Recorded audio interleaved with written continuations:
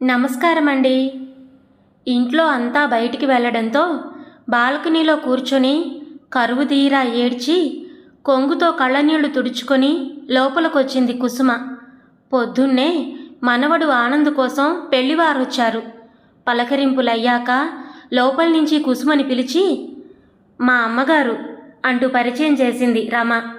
ఇరువైపులా తల్లిదండ్రులు ముందు హాల్లో కూర్చొని కొంతసేపు మాట్లాడుకున్నారు.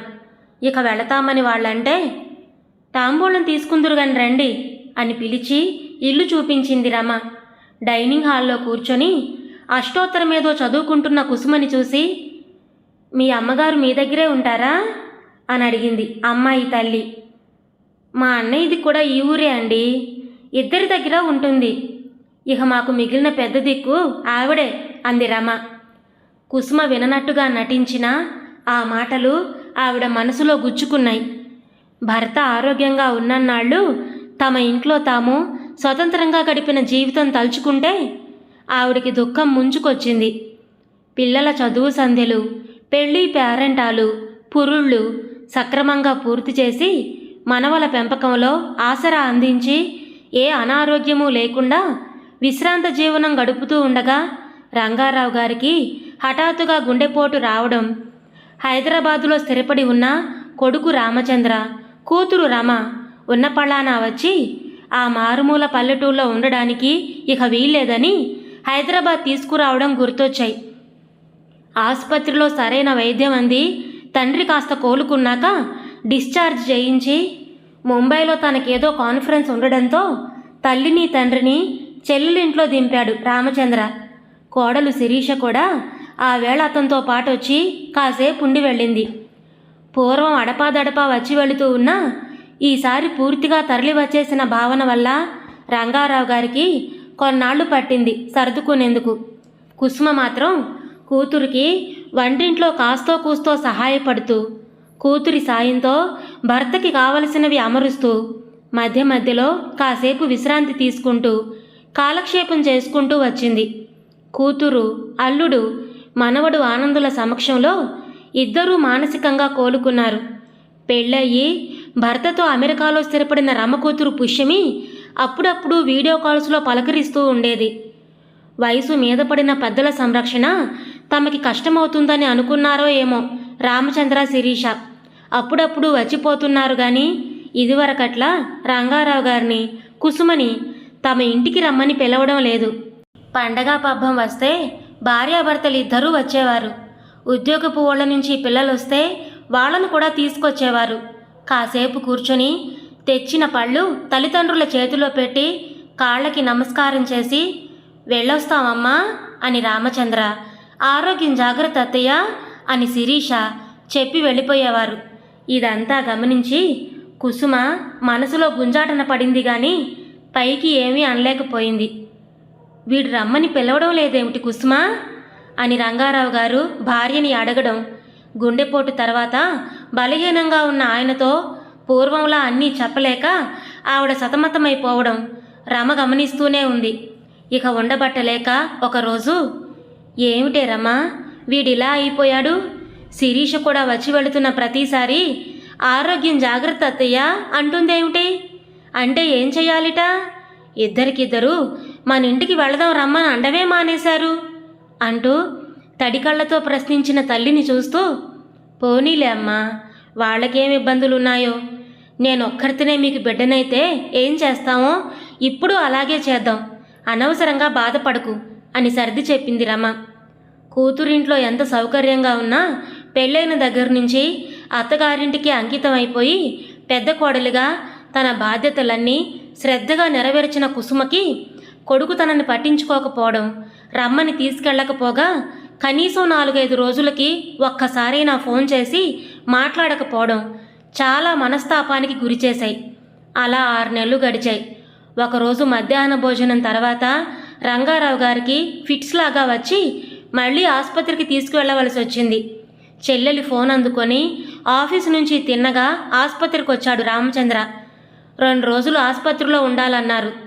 ఆసుపత్రి వాళ్ళిచ్చిన గది సదుపాయంగా ఉంది. కాఫీ, టిఫిన్లు, భోజనం ఇంటి నుంచి తెచ్చే పని లేకుండా వాళ్లే ఇస్తారు. కుసుమ తానెలాగూ భర్తతో ఉండాలి కనుక రమని ఇంటికి వెళ్ళిపోమ్మంది. ఆసుపత్రి మంచం మీద నీరసంగా పడుకుని ఉన్న రంగారావు గారు ఎదురుగా కుర్చీలో కూర్చున్న కొడుకు కళ్ళల్లోకి చూస్తూ, నన్ను మీ ఇంటికి తీసుకెళ్ళు నాన్న అన్నారు వేడుకుంటున్నట్టు.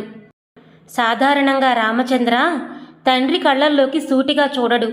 తల్లిదండ్రుల దగ్గరున్నప్పుడు అతని చూపులు దేన్నో తప్పించుకుంటున్నట్టుగా ఉంటాయి. బలహీనంగా తలభాగం పైకెత్తి పెట్టిన ఆసుపత్రి మంచం మీద పడుకొని తన కళ్ళల్లోకి చూస్తూ తండ్రి అలా అడిగేసరికి రామచంద్రకి మాట రాలేదు. ఒక క్షణం తర్వాత తేరుకొని, సరే నాన్నగారు, 4-5 రోజుల్లో తీసుకెళ్తాను అన్నాడు. మరో 10 నిమిషాలు కూర్చొని అతని ఇంటికి వెళ్ళిపోయాడు. పిల్లలిద్దరూ వెళ్ళాక అలసిపోయి నిద్రలోకి జారుకున్న భర్తనే చూస్తూ పక్కన తన కోసం ఉన్న సన్నని బెడ్ మీద కూర్చుంది కుసుమ. చుట్టపక్కలందరికీ ఆశ్రయమిచ్చే వటవృక్షంలాగా ధీర గంభీరంగా, తల్లిదండ్రుల్ని చివరిదాకా గౌరవ ఆదరాలతో చూసుకున్న పుత్రుడిగా, జీవితపు ఒడిదుడుకుల్లో తనకి మార్గదర్శిగా, పిల్ల పాపల్ని గుండెల మీద పెట్టుకొని పెంచిన ప్రేమ మూర్తిగా, ఇన్నాళ్ళు కనబడిన భర్త అలా నిస్సహాయంగా ఆసుపత్రి మంచం మీద పడుకొని ఉంటే చూసి విలవిల్లాడిపోయింది ఆమె మనసు. 4-5 రోజుల్లో తన ఇంటికి తీసుకువెళతాను అన్న కొడుకు మాట గుర్తొచ్చి, రమేంట్లోలాగా మనిషి సాయం ఉండదక్కడ. చెట్టంత మనిషికి స్నానపానాలు, ఇతర అవసరాలు తనొక్కరితీ చూసుకోవాలంటే ఎలాగో అని బెంగపడింది. పొద్దున్నే రామచంద్ర వచ్చి డాక్టర్తో మాట్లాడి ఆఫీస్కి వెళ్ళబోతుంటే, ఈ వయసులో ఇక నాన్నగారికి అన్ని పనులు చేయాలంటే కష్టమే నాన్న. రమేంట్లో అయితే అది కాస్త సాయానికి వస్తుంది. మీ ఇంట్లో అలా కుదరదు కదా. ఎవరైనా కాస్త సాయానికి ఉండేలాగా దొరికితే ఒక మనిషిని చూడాలి అంది. సరే అమ్మా, సరైన మనిషిని వెతకాలంటే కొంచెం టైం పడుతుంది కదా. రేపు డిశ్చార్జ్ అవగానే రమేంట్లో దింపుతాను. మనిషి దొరికాక మన ఇంటికి తీసుకెళ్తాను అన్నాడు. బావగారితో చెప్పావా అని అడగబోయి మానేసింది కుసుమ. హాస్పిటల్ ఇంటికి దగ్గరలోనే ఉన్నా ఒక్కసారైనా కోడలు రాలేదని మనసు గుర్తు చేస్తుంటే దాన్ని ఊరుకోబెట్టింది. ఆపేక్షగా భరోసాగా దగ్గర కూర్చొని చేతి స్పర్శతో కొద్దిపాటి స్వాంతననైనా అందించని కొడుకుని చూస్తూ అంటీ ముట్టనట్టున్న అతని ధోరణి గమనిస్తూ అలాగే అని తలూపింది. చిన్నప్పుడు తన కొంగు పట్టుకొని వదలకుండా తిరిగి ఎదుగుతున్న క్రమంలో తనతో ఆప్యాయంగా ఉంటూ మనసుకి దగ్గరగా మసిలిన ఎన్నో సందర్భాలు గుర్తొచ్చి అలాంటివాడు ఎలా మారిపోయాడో అనుకుంది. రామచంద్ర వెళ్ళిపోయాడు.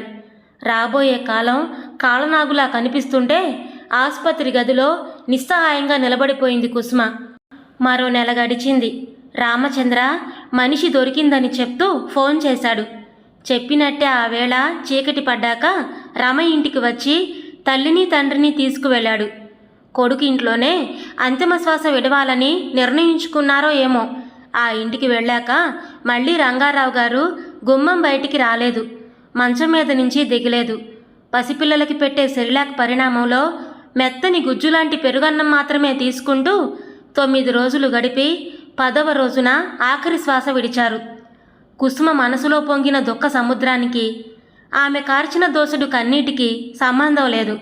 రాయైన మనసుతో నిర్వేదంగా తర్వాతి కార్యక్రమాలన్నింటినీ కానిచ్చి, అమ్మా దా వెళదాం అన్న కూతురితో వాళ్ళింటికి వెళ్ళడానికి సిద్ధపడింది. అన్నా, అమ్మ వెంట ఒక మనిషి తోడుండాలిప్పుడు, నాతో తీసుకువెళతాను అని చెల్లెలు చెప్తే సరేనన్నాడు రామచంద్ర. మొదటి సంవత్సరం చాలా భారంగా గడిచింది. పల్లెటూళ్ళలో ఉన్న ఇంటి బాగోగులు చూసుకోవడం కష్టమని, జవసత్వాలుడిగిన కుసుమ ఒంటరిగా అక్కడ ఉండే అవకాశం లేదని చర్చించుకొని ఊళ్ళో ఇల్లు అమ్మేశారు. ఆ డబ్బు ఆవిడ పేరున ఫిక్స్డ్ డిపాజిట్లో వేశారు. డబ్బున్నా తనదైన ఇల్లు లేదు అన్న చింత, పరాయిగా కనిపిస్తున్న కొడుకింట్లో తనకి చోటు లేదన్న విచారం ఆవిడ్ని చుట్టుముట్టేశాయి. ఆనందకి పెళ్లి చూపులంటూ వెళ్ళేటప్పుడు నువ్వు రామ్మా అనేది రమ. నేను రానమ్మా, నన్ను అడగొద్దు అని తప్పించుకునేది కుసుమ. వాళ్ళటు వెళ్ళగానే ఆలోచనల్లో మునిగిపోయేది. భర్తతో పాటుగా సంతోషంగా పట్టుబట్టలు అలంకారాలతో అన్ని శుభకార్యాల్లోనూ ముందు నిలబడిన తాను ఇప్పుడిలా వెనగ్గా ఆగిపోవలసిన పరిస్థితికి ఆవిడ కళ్ళు తడయ్యేవి. ఆ వచ్చే పిల్ల అత్తమామలతో కలిసి బ్రతకడానికే ఇబ్బంది పడొచ్చు. వాళ్లే కాక తను కూడా అక్కడే గుదిబండలా వాళ్ళ నెత్తిన ఉండాల్సి వచ్చిందని మదన పడేది. మళ్ళీ మనసు సర్దుకొని వెళ్ళిన వాళ్ళు వెనక్కి వచ్చేసరికి వేడి వేడి కాఫీ కమ్మగా కలిపించి అమ్మాయి ఎలా ఉందర్రా అంటూ చిరునవ్వుతో పలకరించేది. ఒకరోజు అలా పెళ్లి చూపులై ఇంటికొచ్చాక పిల్ల గురించి ఆ కుటుంబం గురించి మాట్లాడుకుంటుంటే కూర్చొని వింది కుసుమ. మధ్యతరగతి కుటుంబం, వివరాలన్నీ బాగానే ఉన్నాయి. అమ్మాయి పనిచేసే ఆఫీస్ కూడా ఆనంద్ ఆఫీస్కి దగ్గరలోనే. అబ్బాయి రంగు పచ్చని పసిమైతే అమ్మాయి రంగు చామన ఛాయ. పెద్ద పొడుగు కాదు, 6 అడుగుల ఆనంద్ పక్కన పిట్టలా ఉంటుంది. రూపంలో కూడా అబ్బాయిదే పైచెయ్యి. ఏమంత వయసు మించిపోయింది, ఇంకొన్ని సంబంధాలు చూద్దామన్న మాట వినబడి ఈ సంబంధం కూడా కుదిరేలా లేదనుకుంది కుసుమ. అయితే మర్నాడు ఆ అమ్మాయి మెసేజ్ చేసిందని, ఆ వేళ మళ్ళీ కలిసి మాట్లాడతానని ఆనంద్ చెప్పడం, ఆ రోజే కాక తర్వాత 2-3 సార్లు ఆఫీస్ దగ్గరలో ఉన్న కాఫీ షాప్లో ఇద్దరూ మాట్లాడుకోవడం జరిగింది. నచ్చని పక్షంలో అలా పదే పదే మాట్లాడడం మంచిది కాదని తండ్రి అనడంతో ఆలోచనలో పడ్డాడు ఆనంద్.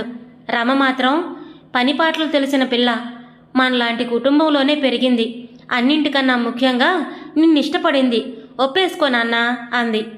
ఆ రాత్రి ఆనంద్ గదిలోకి వెళ్ళిన కుసుమకి కూర్చో అమ్మమ్మ అంటూ మంచం చూపించాడు ఆనంద్. మనవుడి కళ్ళల్లో ఏదో సందిగ్ధత, ఎన్నో సందేహాలు కనబడ్డాయి ఆవిడికి. కుసుమ మంచం మీద కూర్చోగానే ల్యాప్టాప్ మూసేసొచ్చి ఆవిడ దగ్గరగా కింద కూర్చొని ఒళ్ళో తలపెట్టుకున్నాడు ఆనంద్. పొత్తిళ్లలో పసిగుడ్డుగా ఉన్నప్పటి నుంచి ఆలనా పాలనా చూసిన కుసుమకి ఆనాటి పసిబాలులాగే కనిపించాడు ఆనంద్. కొడుకు పెళ్లి చూపులకి వెళ్ళినాటి జ్ఞాపకాలు చుట్టుముట్టాయి. కొడుకు కోసం అమ్మాయిని చూసి రావడం, తాను భర్త చర్చించుకోవడం గుర్తొచ్చాయి. నూనె లేక బిరుసెక్కిన వత్తైన జుట్టు సవరిస్తూ ఏం ఆలోచిస్తున్నావురా కన్నా అంద ఆపేక్షగా. ఏమో అమ్మమ్మ, సరైన అమ్మాయిని ఎలా సెలెక్ట్ చేసుకోవాలో తెలియడం లేదు. ఇలా చూసి నచ్చలేదు అండము నచ్చడం లేదు. ఈ అమ్మాయిలో కొన్ని బాగున్నాయి, కొన్ని బాలేవు అన్నాడు. ఏం బాగున్నాయో చెప్పు ముందు. తెలివైంది, జోవియల్గా సరదాగా మాట్లాడుతుంది. కానీ లుక్స్ చూడ్డానికి బాలేదా? ఫోటో తీసుకురావాల్సింది, నేను చూసేదాన్ని. అసలు బాలేకుండా లేదు, అలా అని పూర్తిగా నచ్చడం లేదు. ఫోటో ఎందుకు, రేపు నిన్ను తీసుకెళ్ళి చూపిస్తా, వస్తావా అన్నాడు. కుసుమ మనసు ఊగిసలాడింది. ఎక్కడా, ఎలా చూపిస్తావు? నీకు మంచి కాఫీ ఇష్టం కదా, బ్రహ్మాండమైన కాఫీ దొరికే చోట ఒకటి ఉంది మా ఆఫీస్ పక్కనే. అక్కడికి రమ్మంటే తను వస్తుంది. రేపు సాయంత్రం త్వరగా వచ్చి తీసుకువెళతా, వస్తావా? చూద్దాంలే అని చెప్పి వెళ్ళి పడుకుంది కుసుమ. మర్నాటి తిథివారాలు నక్షత్రము లెక్కేసుకుంది. మనవడితో కారులో కాఫీ షాపుకి వెళ్ళడం తలుచుకొని ఉత్సాహపడింది. ఆ పిల్ల తనని చూసి ఊళ్ళోనే కొడుకున్నా ఈవిడ వీళ్లతో ఉంటుందెందుకు అనుకుంటుందేమో అని దిగులు పడింది. వీడి పెళ్ళై ఆ పిల్ల కాపురానికి వస్తే ఎప్పుడు ఇక్కడే ఉండే తనని చూసి ఏమనుకుంటుందో అనుకుంది. ఆ పిల్ల సరే, ఆ అమ్మాయి తల్లిదండ్రులు కూడా వస్తూ పోతూ ఉంటారు కదా, చిన్నతనంగా ఉండదు అని చిన్నబుచ్చుకుంది. అమెరికా నుంచి మనవరాలు భర్త వస్తే తనెక్కడుంటుంది అని ఆలోచించింది. ఇలా 3 బెడ్రూమ్ల ఫ్లాట్స్ పక్కనే 1 బెడ్రూమ్ ఫ్లాట్ కూడా కట్టకూడదు? ఒకటి కొనుక్కుంటే కూతురింట్లో ఉన్నట్టు ఉండకుండా కాస్త హాయిగా ఉండేది. అలా ఎందుకు కట్టరో అనుకొని విచారించింది. పరిపరి విధాలా పరిగెత్తుతున్న ఆలోచనల మధ్య నిద్రలోకి జారుకుంది. మర్నాడు ఆఫీస్కి పరిగెడుతూ, అమ్మమ్మ, శిశిర మెసేజ్ చేసింది వస్తానని, సాయంత్రం త్వరగా వచ్చి నిన్ను తీసుకెళ్తా, రెడీగా ఉండు అన్నాడు ఆనంద్. అమ్మా, నువ్వు చేసుకోమంటే చేసేసుకుంటాలా ఉంది, చూసుకో మరి అంది రమ నవ్వుతూ. అక్కడే ఉన్న అల్లుణ్ణి చూస్తూ, ఇంకా నయ్యం, వారు నన్ను తీసుకెళ్ళి చూపిస్తానండము బాగుంది, నేను తగుదునమ్మా అని తయారవడమూ బాగుంది అంది మొహమాటంగా. భలేవారే, దగ్గరుండి పురుడు పోసి బారసాల చేశారు. పిల్లలతో మాకెప్పుడు అవసరమైనా వెంటనే వచ్చి అండగా నిలబడ్డారు. మీకు దగ్గరలో ఇంజనీరింగ్ సీట్ వస్తే 4 ఏళ్ళు దగ్గరుంచుకొని వండి పెట్టి చదివించారు. చూసిరండి, మీకన్నా వాడి క్షేమం ఎవరు కోరుకుంటారు అన్నాడు సతీష్ నవ్వుతూ. కుసుమ మనసు పొంగిపోయింది. అందరూ చేసేదే నేను చేశానయ్యా అంది. కారు ఆపగానే గబాలను దిగేసేయకు, నేను అటొచ్చి దింపుతా అని మనవడు చెప్పడంతో షాపు ముందు కారు ఆగినా సీట్లోనే కూర్చొనుంది కుసుమ. ఆనంద్ కారు దిగేలోగానే అమ్మమ్మగారు అంటూ వచ్చి తలుపు తెరిచింది శిశిర. మెల్లిగా ఆవిడ దిగుతుంటే చెయ్యి పట్టుకుంది. తనకన్నా గుప్పెడెత్తుందేమో, నలుపే, కళ్ళు పెద్దవే గాని రూపురేఖలు సామాన్యం. రాజకుమారుల్లాంటి తన మనవడి పక్కన ఈ పిల్ల తేలిపోతుందేమో అనుకుంది శిశిరని చూసి. అటు ఇటు ఇద్దరూ ఉండి ఆవిడ్ని జాగ్రత్తగా లోపలికి తీసుకెళ్లారు. ఆనంద్కి ఎదురుగా కుసుమ కూర్చుంది. పక్క సీట్లో శిశిర కూర్చుంది. కాస్త స్థిమితపడి కాఫీ వచ్చేలోగా కుసుమ శిశిరని పరికించి చూసింది. శిశిర ఆవిడ చూపులకి సిగ్గుపడలేదు, ఇబ్బంది పడలేదు. అందంగా కనబడాలని ప్రయత్నించనూ లేదు. సొంత అమ్మమ్మని చూస్తున్నట్టు చూస్తూ, ఇదే ఫస్ట్ టైమా అమ్మమ్మగారు మీరిలాంటి కాఫీ షాపులకి రావడం? నవ్వుతూ అడిగింది. తెల్లని తీరైన ఆ పలువరుసని చూస్తూ, అవును తల్లి, హోటళ్ళకి వెళ్ళాను కానీ కాఫీ షాపులు ఎప్పుడు చూడలేదు. నా మనవడికి నాకన్నీ చూపించాలని తాపత్రయం. లేకపోతే అబ్బాయి, అతని తల్లిదండ్రులే కాకుండా ఈ ముసలమ్మ కూడా నిన్ను చూస్తానని రావడం ఏమిటి అంది. శిశిర కళ్ళలో ఒక్క క్షణం కలవరం కనబడింది. అమ్మమ్మగారు అలా అన్నారేమిటి? ఆనంద్ అమ్మగారికి అమ్మగారు మీరు, నన్ను చూడడానికి వచ్చారు. నాకెంతో నచ్చిందిలా అంది ఆవిడ చేతి మీద చెయ్యి వేస్తూ. తెల్లని ముడతలు పడ్డ ఆవిడ చేతి మీద ఆ అమ్మాయి లేత వేళ్ళు ఛాయ తక్కువగా కొట్టొచ్చినట్టు కనబడ్డాయి. కుసుమ కళ్ళెత్తి శిశిర మొహంలోకి చూసింది. నిర్మలమైన కళ్ళు ఈ పిల్లవి అనుకుంది. ఆనంద్ని చూస్తున్నప్పుడు ఆ పిల్ల కళ్ళల్లో కనబడే ఇష్టాన్ని ఆవిడ పసిగట్టేసింది. ఇద్దరూ మాట్లాడుకుంటుంటే రాలి పడుతున్న నవ్వుల పువ్వులు పరిమళభరితంగా తోచాయి ఆవిడికి. బయట కారెక్కేదాకా చెయ్యి పట్టుకొని తీసుకొచ్చి ఎక్కాక చీర కుచ్చుళ్ళు లోపలికి సర్ది తలుపు వేసింది శిశిర. ఆ పిల్ల తన స్కూటీ ఎక్కి చెయ్యూపి రయ్యని వెళ్ళిపోగానే ఆనంద్ వైపు చూసింది కుసుమ. స్టీరింగ్ వీల్ మీద చేతులు పెట్టి అమ్మమ్మనే చూస్తున్నాడు ఆనంద్. నాకు నచ్చిందిరా పిల్ల అంది కుసుమ. ఏం నచ్చింది చెప్పు అన్నాడు కారు స్టార్ట్ చేస్తూ. ఏమో, ఏదో ఉందిరా ఆ పిల్లలో, మనసుని ఆకట్టుకునేదేదో ఉంది. ఆ స్పర్శలో ఏదో ఆత్మీయత ఉంది నాన్న, నిన్ను బాగా చూసుకుంటుంది అంది. ఆనంద్ డ్రైవ్ చేస్తూనే క్షణకాలం కళ్ళు తిప్పి ఆవిడ కళ్ళల్లోకి చూస్తూ, నాకు అదే అనిపించింది అమ్మమ్మ అని. కృష్ణుడికి సత్యభామ అంటే ఎందుకు ఇష్టమో తెలుసా అని తాతగారు ఒకసారి అమ్మతో అంటుంటే విన్నాను. ఆవిడ మాటకారిట, ఆవిడ సంభాషణ చాతుర్యం అంటే ఆయనకి చాలా ఇష్టం అంట అన్నాడు. అబ్బో, అంత గుర్తుందిరా? అలా తాతగారు అన్నారా? నాకు గుర్తే లేదురా. నాకు ఇప్పుడే గుర్తొచ్చింది అమ్మమ్మ శిశిరతో మాట్లాడుతుంటే అన్నాడు ఆనంద్ కారు గేరు మారుస్తూ. పెళ్లి ముచ్చటగా జరిగింది. హనీమూన్కి వెళ్ళి తిరిగొచ్చారు కొత్త దంపతులు. శిశిర కాపురానికి వచ్చింది. మర్నాటి నుంచి ఆఫీస్కి వెళ్ళాలి. తెల్లవారాక 9 దాటుతుంటే గది తలుపు తెరిచి బయటకు వచ్చింది శిశిర. స్నానం అయిపోయినట్టుంది. లేత నీలం రంగు నూలు చుడీదార్ కుర్తాలో బయటికి వస్తూనే బాల్కనీ దగ్గర కుర్చీలో కూర్చుని ఉన్న కుసుమని చూసింది. దగ్గరకొచ్చి ఆవిడ భుజం చుట్టూ చెయ్యేసి మొహాన్ని ఆవిడ చెంప కానించి, గుడ్ మార్నింగ్ అమ్మమ్మగారు అంది. పెళ్లికి ముందే అడపాదడపా కలుస్తూ ఉండడంతో ఇద్దరికీ మధ్య మంచి అనుబంధం ఏర్పడింది. కుసుమకి మనసులో ఆనందంగా అనిపించినా, ముందు మీ అత్తగారిని పలకరించాక రావాలి నా దగ్గరికి అంది. ఎందుకలా?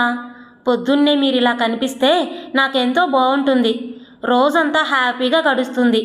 మా మామతో నాకు అలా అలవాటైపోయింది. మరి మీ చేతులెంత మెత్తగా ఉంటాయో, మీ బొగ్గులు కూడా అంది బొగ్గలు పునుకుతూ. కుసుమకి నవ్వు వచ్చింది. మెల్లిగా పెళ్లి బడలికలు తీరి రొటీన్లో పడ్డారంతా. రోజు పొద్దున్నే తనని వెతుకుతూ వచ్చి శుభోదయం చెప్పే శిశిరని కోపడుతూ, నాలా బొట్టు లేని వాళ్ళని పొద్దున్నే చూడకూడదు అంది కుసుమ. నేనలాంటివి నమ్మనమ్మమ్మగారు. ఆనంద్ చెప్పాడు మీరు తాతగారికి ఎంత సేవ చేశారో. తను కూడా మీ దగ్గరే ఉండి చదువుకున్నట్ట కదా. జీవితమంతా కుటుంబానికి సేవలు చేశారు. ఆఖరి వరకు తాతగారిని కనిపెట్టుకొని ఉన్నారు. మీకన్నా పుణ్యస్త్రీ ఎవరుంటారు?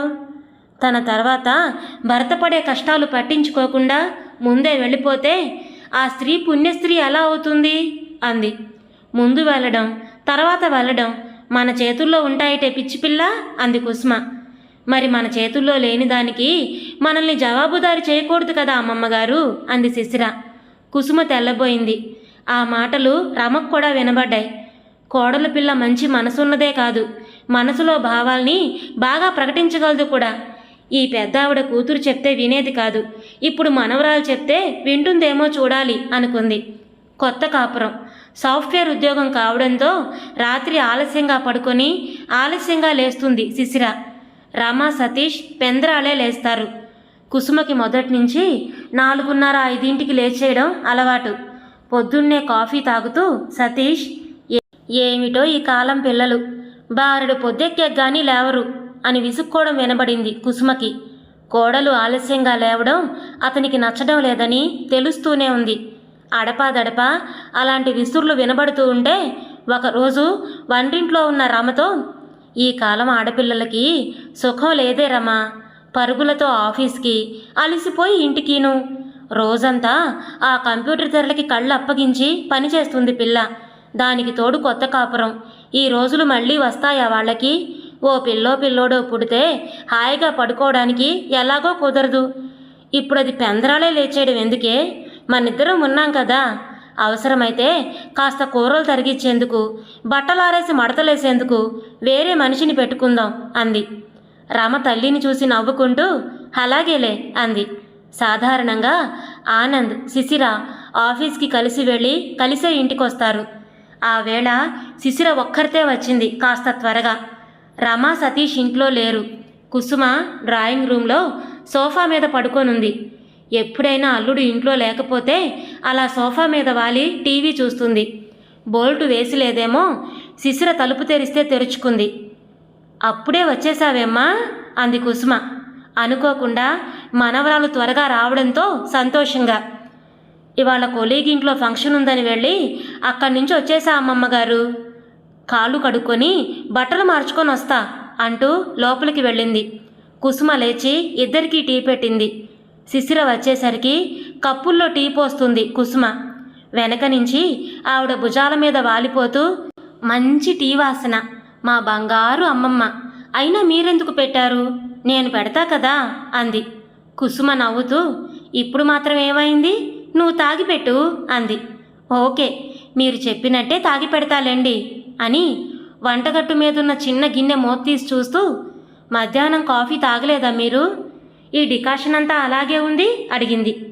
ఏమిటో ఒక్కదానికి తాగాలనిపించలేదు అంది. కుసుమ మొహంలోకి చూస్తూ, ఏమైంది అమ్మమ్మగారు, ఒంట్లో బాలేదా అడిగింది. కుసుమ కళ్ళు మామూలుగా లేవు.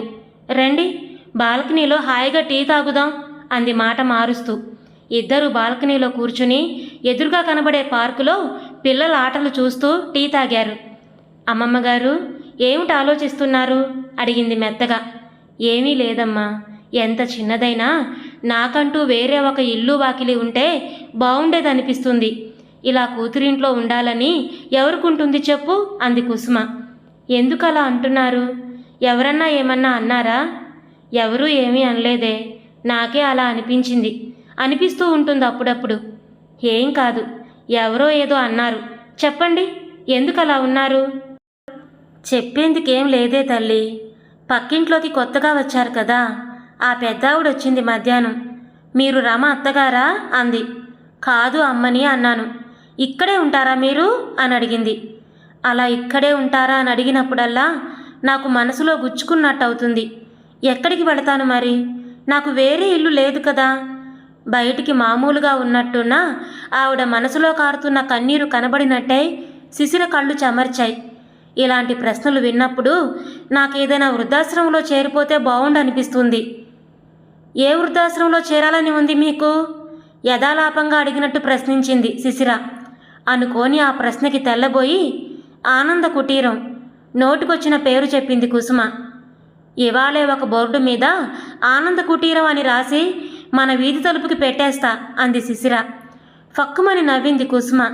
నవ్వుతుంటే గులాబీ రంగులో మెరిసిపోతున్న ఆవిడ మొహాన్ని చూస్తూ, ఇక్కడే ఉంటారా మీరు అని ఎవరైనా అడిగితే, వీళ్ళు నన్ను ఎక్కడికి వెళ్ళనివ్వరండి, ఎక్కడికి వెళ్ళినా మర్నాడే తీసుకొచ్చేస్తారు అని చెప్పాలి అంది ఆపేక్షగా.